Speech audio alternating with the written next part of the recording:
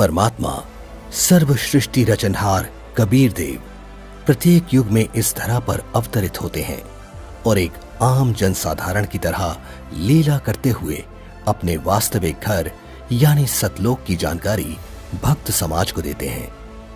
किंतु उस समय हर कोई परमेश्वर को नहीं पहचान पाता। आज से लगभग 625 वर्ष पूर्व भी पूरी सृष्टि को बुनने वाले पूर्ण परमात्मा कबीर साहिब जी ने काशी नगर की जुलाहा बस्ती में एक टूटी सी झोपड़ी में 120 वर्ष तक कपड़ा बुनने की लीला करते हुए अपने तत्व ज्ञान व सतलोक की महिमा का गुणगान किया और समाज में फैले पाखंडवाद को खत्म कर भक्त समाज को एक सत्य भक्ति प्रदान की, जिसके करने से लोगों को परमात्मा वाले लाभ प्राप्त होने लगे, जिससे प्रभावित होकर उस समय हिंदू और मुसलमान दोनों धर्म के 64 लाख की संख्या में श्रद्धालु कबीर परमेश्वर जी के शिष्य हुए। वहीं दूसरी तरफ कबीर परमेश्वर जी को एक आम भक्त, संत व गरीब जुलाहा समझ उस समय के मुल्ला, काजी, पंडित और ब्राह्मण कबीर साहिब जी की महिमा चारों तरफ फैलते देख ईर्ष्यावश आए दिन उन पर जुल्म करने की असफल कोशिश करते ही रहते थे। उन्हीं में से एक थी राजा सिकंदर लोधी के धार्मिक पीर शेख तकी द्वारा काशी में भंडारे की झूठी चिट्ठियां डालकर परमेश्वर कबीर जी को बदनाम करने की साजिश।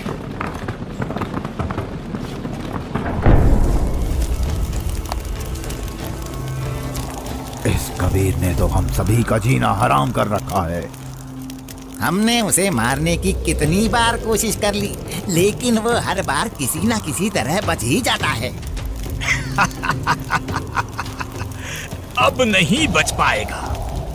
अब की बार मैं ऐसा पैंतरा फेंकूंगा कि उसे काशी छोड़कर भागना ही पड़ेगा। ऐसा क्या सोचा है पीर जी? पास आओ।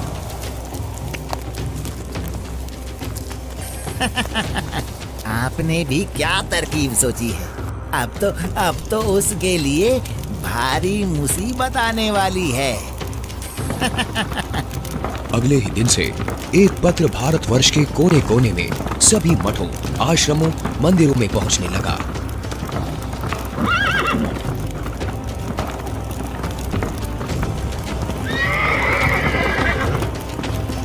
पत्र में लिखा था, मान्यवर कबीर सईद पुत्र नूर अली अंसारी, जुलाहों वाली कॉलोनी, काशी शहर में 3 दिन का धर्म भोजन भंडारा कर रहे हैं, जिसमें सर्व साधु संत आमंत्रित हैं। भंडारे में प्रतिदिन प्रत्येक भोजन के बाद 1 सोने की मोहर व दोहर दक्षिणा में दी जाएगी। भोजन में लड्डू, जलेबी, हलवा, खीर, दही बड़े, मालपुए, रसगुल्ले आदि आदि सब मिष्ठान खाने को मिलेंगे। साथ में सूखा सीधा भी दिया जाएगा। सभी शिष्यों को बता दो, भंडारे में सभी को चलना है।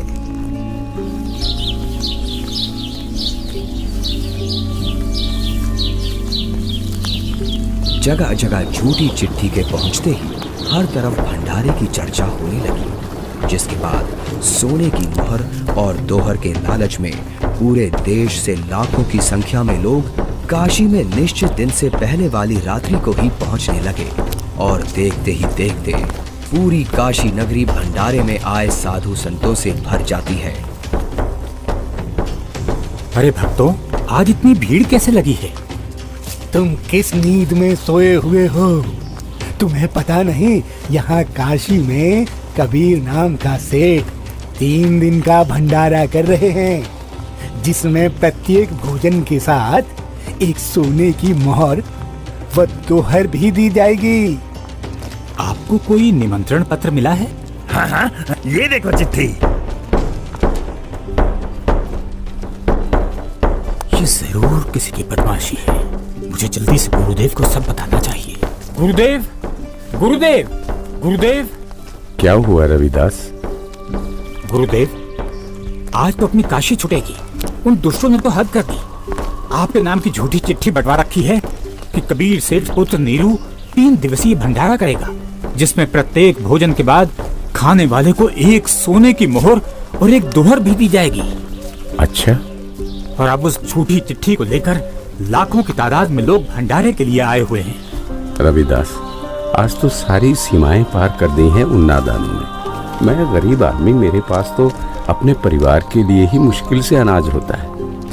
इतने लोगों को मैं कहाँ से भोजन खिलाऊंगा? आप अंदर से दरवाजा बंद कर लो और कोई भी आए तो खोलना मत। जब कोई नहीं मिलेगा तो थक हार कर अपने आप वापस चले जाएंगे।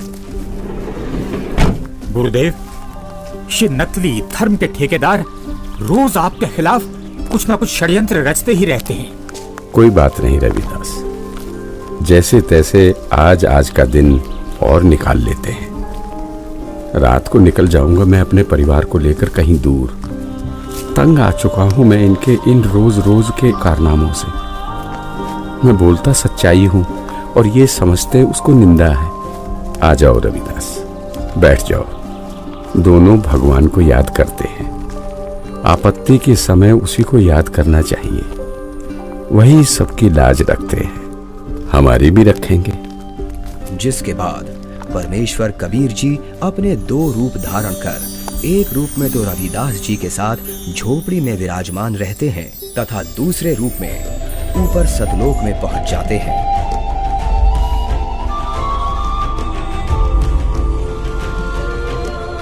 जहां असंख्यों बैल उनका इंतजार कर रहे होते हैं, जिनके ऊपर टंगे झोलों में भंडारे के लिए टेंट का सामान और पका पकाया भोजन, लड्डू, जलेबी, कचौड़ी, पकौड़ी सब लदा हुआ है। हे सृजनहार परमात्मा, जहाँ आप गए हो वो तो खाकी खंजूर स्थान है। वहाँ सारी उम्र लगे रहते हैं, फिर भी खाने को भोजन तक अच्छे से नसीब नहीं होता। आपके आदेश से हमने सब कुछ तैयार कर रखा है। परमेश्वर कबीर साहिब जी वहां खड़े अनंत कोटि बैलों में से केवल 9 लाख बैलों को और सेवादार रूप में वहीं की कुछ हंस आत्माओं को लेकर एक पल में सतलोक से चलकर काशी में प्रकट हो जाते हैं।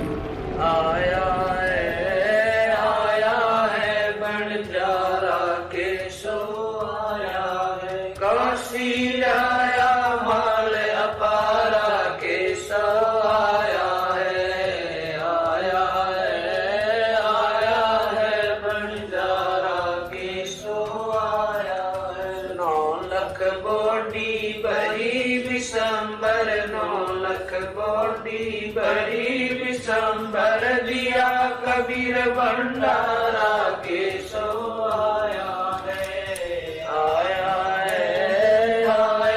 है भंडारा के सो आया है। धरती ऊपर तंबू ताने, धरती ऊपर तंबू ताने, चौपड़ के भंडारा के सो आया है,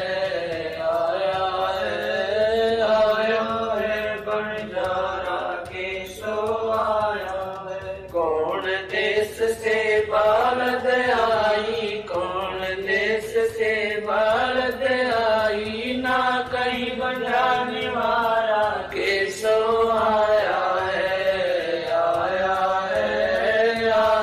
है बंजारा के सो आया है। अपरम पार पार गत तेरी, अपरम पार पार गत तेरी, कित उतरी जलधारा के सो आया है, आया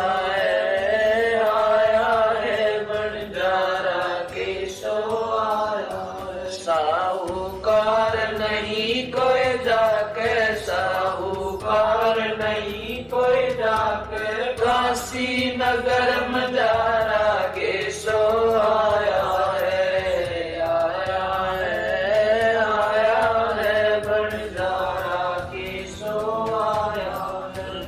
गरीब कलप से उतरे, दास गरीब कलप से उतरे, जिया पे अलख कर तारा के सो आया है, आया है बंजारा के सो आया है। दास गरीब कलप से उतरे, दास गरीब कलप से उतरे, जिया पे अलग कर तारा के सो आया है,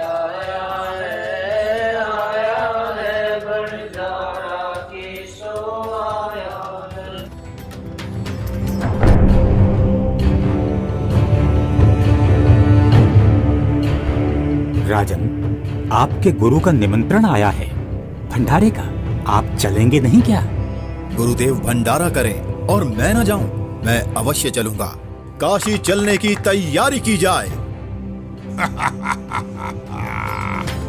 देखते ही देखते काशी शहर के चौपड़ के बाजार में परमेश्वर की दया से भंडारा शुरू हो जाता है। ऐसा स्वादिष्ट भोजन, वाह, जो खाता वो गुण गाते नहीं थक रहा था। सब्जी, पूरी, लड्डू, जलेबी, कचौड़ी, पकौड़ी, दही भल्ले, खीर, हलवा आदि जो कोई कुछ भी पकवान मांगता वो उसे खाने को मिल रहा था। और चिट्ठी में लिखे अनुसार प्रत्येक भोजन के बाद सभी को एक दोहर और एक सोने की अशरफी भी दी जा रही थी।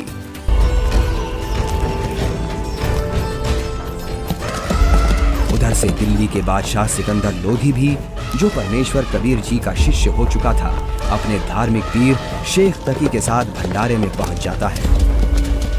अरे, ये क्या हो रहा है? ये भंडारा कैसे चल रहा है? भंडारे में परमेश्वर कबीर साहिब जी की जय जयकार सुनकर जहां शेख तकी ने सोचा तो था कि कबीर अपनी झोपड़ी छोड़कर भाग गया होगा और लोग उसको गाली दे रहे होंगे, किंतु उसके विपरीत भंडारा चलते देख शेख तकी के तो तन बदन में आग लग गई। हे भक्तों, कबीर साहिब जी किधर हैं? कबीर साहिब जी का तो मालूम नहीं, किंतु उधर सफेद तंबू में एक व्यक्ति बैठा है, वही भंडारे की सारी व्यवस्था किए हुए है।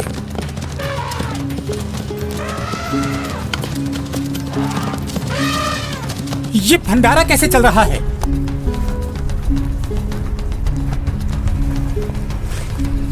कौन है आप और कबीर जी से क्या नाता है आपका?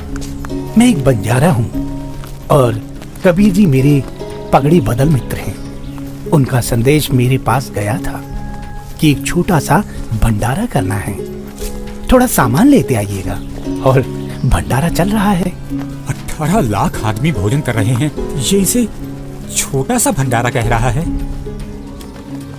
कबीर जी कहाँ हैं? वो क्यों नहीं आए? हे राजन, उनका दास जो बैठा है, उनको तकलीफ उठाने की क्या आवश्यकता? आप भोजन ग्रहण कीजिए। नहीं नहीं, भोजन भंडारा तो मैं गुरुदेव के दर्शनोपरांत ही करूंगा।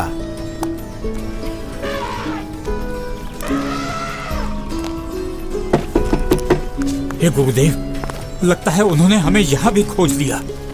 भीड़ शायद घर पूछते पूछते यहाँ तक पहुँच गई है। कोई बात नहीं, आप दरवाजा मत खोलना, कुछ देर बाद अपने आप चले जाएंगे। दरवाजा खोलिए परवरदिगार, दिल्ली से आपका दास सिकंदर आया है। राजन, हम दरवाजा नहीं खोलेंगे। इन लोगों ने तो आज सभी हदें पार कर दी हैं। मेरे नाम से झूठी चिट्ठी डाल रखी है। मैं कैसे निकलूं बाहर? इस बनारस में कोई सेठ भी मेरा ऐसा जानकार नहीं है जो मुझे पैसे उधार दे दे। मैं तो बड़ी मुश्किल से ताना बुनकर अपने परिवार का पालन करता हूँ। इन लोगों ने मेरा जीना मुश्किल कर दिया है। बस आज रात होने का इंतजार है राजन। रात होते ही मैं अपने परिवार को लेकर कहीं दूर चला जाऊंगा। है परवरदिगार, आप मुझे नहीं बहका सकते। आप ही अल्लाह अकबर हो। आपने देखो वहाँ क्या रंग लगा रखे हैं। एक बार दरवाजा खोल दो दाता, दास आपके दर्शन करना चाहता है। खोल दो दरवाजा।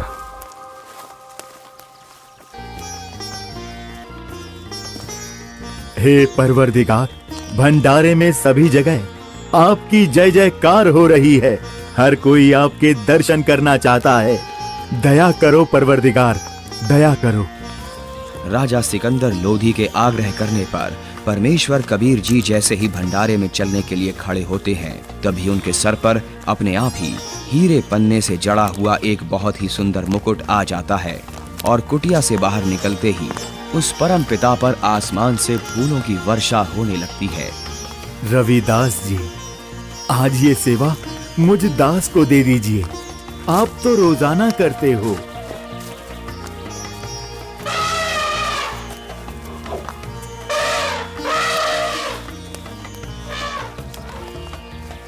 इनमें से कबीर जी कौन है? जिस पर बादशाह सिकंदर लोधी चवर कर रहे हैं, वही कबीर हैं।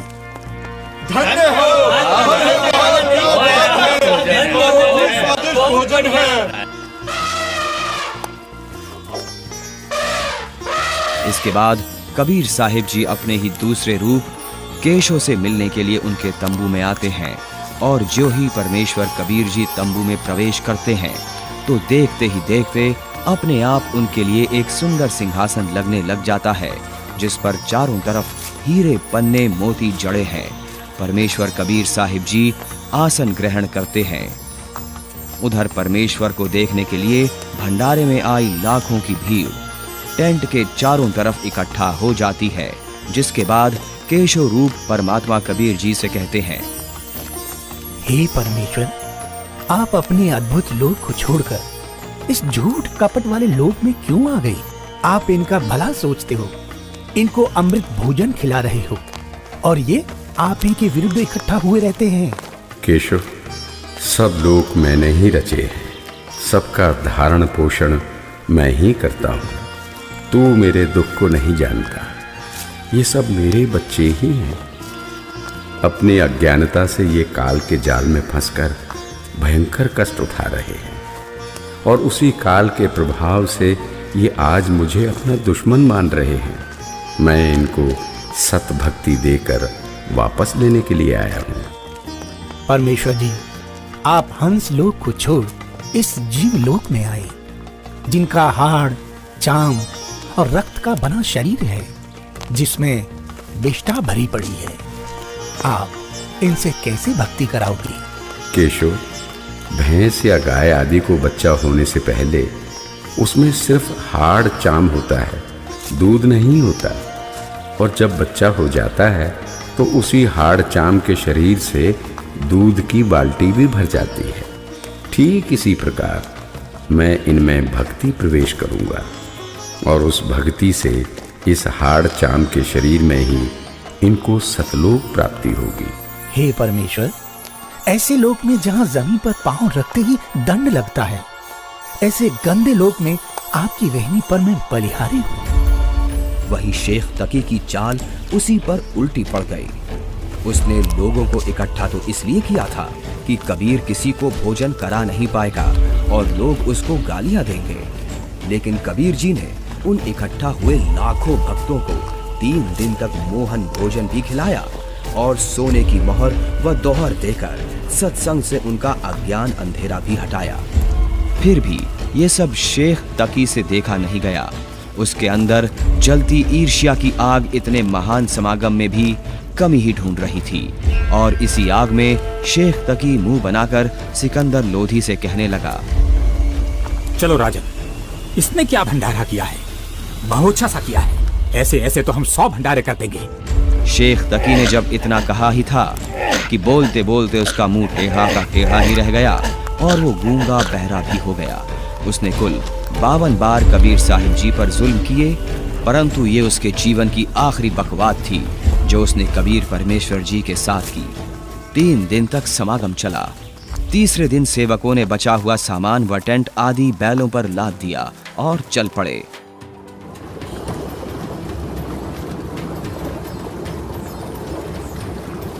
गंगा में पानी ज्यादा है, इसे अभी पार नहीं किया जा सकता।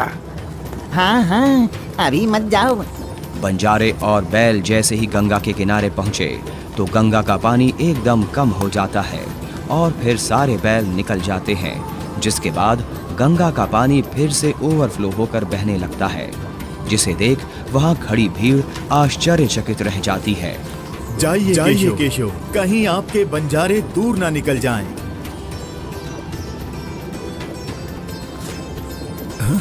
ये क्या? कहाँ गए बैल, कहाँ गए बंजारे? राजन, जहाँ से आए थे वहीं चले गए। इससे पहले कि सिकंदर इस बात को समझ पाता, उसी समय केशव भी कबीर जी के अंदर समा गए। सिकंदर दंग रह गया, रोते हुए कबीर परमेश्वर जी के चरणों में दंडवत की। बंदी इस प्रकार परमेश्वर कबीर साहिब जी ने उन दुष्टों की इस साजिश को भी नाकाम करते हुए यह लीला की और भक्त समाज के सामने एक उदाहरण पेश किया कि चाहे कोई गरीब हो या अमीर, भगवान की भक्ति हर इंसान कर सकता है। जैसे मैंने कपड़ा बुनकर अपना व अपने परिवार का पेट पाला और भक्ति भी की, तो समय आने पर परमात्मा ने मेरी लाज भी रखी। उसी प्रकार आप भी मुझ पर यानी परमात्मा पर विश्वास करो और भक्ति करो। फिर देखना, जब कभी भी आपको मेरी आवश्यकता होगी तो मैं आगे खड़ा मिलूंगा। पर्वत पर्वत मैं फिरा, कारण अपने राम, राम सही के संत मिले, जिन सारे सब काम सत साहिब। ये अनमोल ज्ञान जगत गुरु तत्वदर्शी संत रामपाल जी महाराज के सत्संगों का अंश मात्र है। संपूर्ण आध्यात्मिक ज्ञान के लिए सुनिए संत रामपाल जी महाराज के मंगल प्रवचन। आप संत रामपाल जी महाराज जी के मंगल प्रवचन संत रामपाल जी महाराज एप्लीकेशन पर भी सुन सकते हैं तथा उनके द्वारा लिखी पुस्तकें भी डाउनलोड कर सकते हैं।